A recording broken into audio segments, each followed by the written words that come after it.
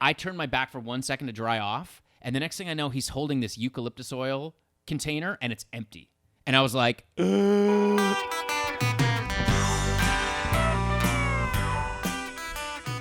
Every night, I give him a bath or a shower. So I was in the shower with him. This is when he was he could walk, but he was still pretty small. And I turned my back for 1 second to dry off. And the next thing I know, he's holding this eucalyptus oil container, and it's empty.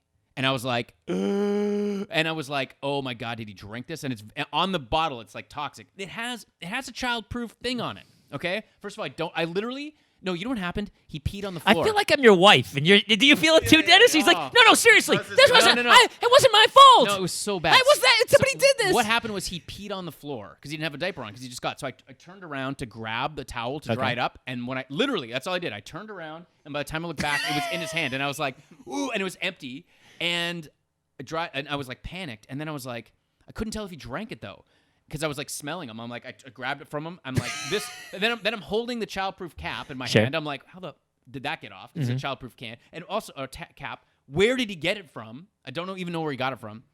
And then I was like smelling him to see if he had swallowed it. But you know how pungent that stuff is? It's like the whole room smelled like it. Right. So I was like, I couldn't tell if he drank it or not.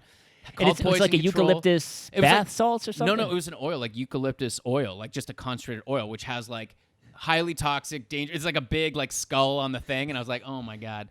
And so I called my wife up. She came up. We called the poison hotline. They were like, just flush him with water, and you'll be able to know within 3 minutes if he drank it or not, because he'll start to like potentially convulse. Because he'll stop breathing. No. When he stops breathing and goes into seizures, call us back. But really, it was like they were like, it was horrible. So he didn't drink any of it. It all went down his chest.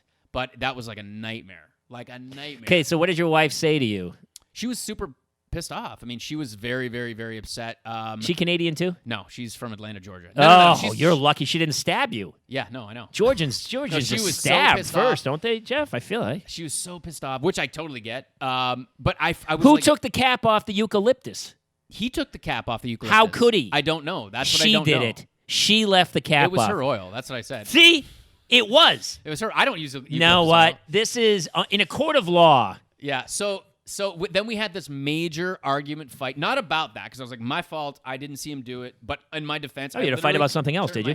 Well, no. It was like, where are we going to bathe him? How are we going to childproof it? I was like, he's out of here. We're going. He's got to. Okay. Did you put him up for adoption the next morning? No. I we can't do this. And I was like, I can't do.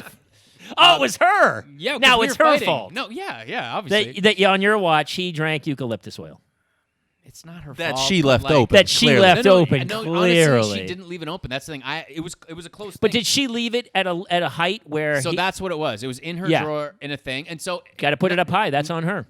So then it was on you. I'm sending her a copy of this. So then it was like this whole thing where it's like, well, we're not allowing him to bathe in our bathroom anymore because this is all our stuff. Where are we going to bathe him, in the sink next to the disposal? He's got like a little bathroom in his room. Okay. So we were like, let's move him in there. That lasted for a day. Spoiled kid. Yeah, no kidding. That lasted for a day. Then he was back in there. We childproofed it. We did what you were supposed to do in the first place. Which you should have done from minute one. Anyway, yeah. Anyway, so that's what happened. Man, it freaked me out. So what was the resolution that your wife, you still have never had sex again to this day? No, that's not it. We argued about it, and we left it at that. We moved on. It's not going to get resolved. It was my fault. I hate being wrong. Damn it.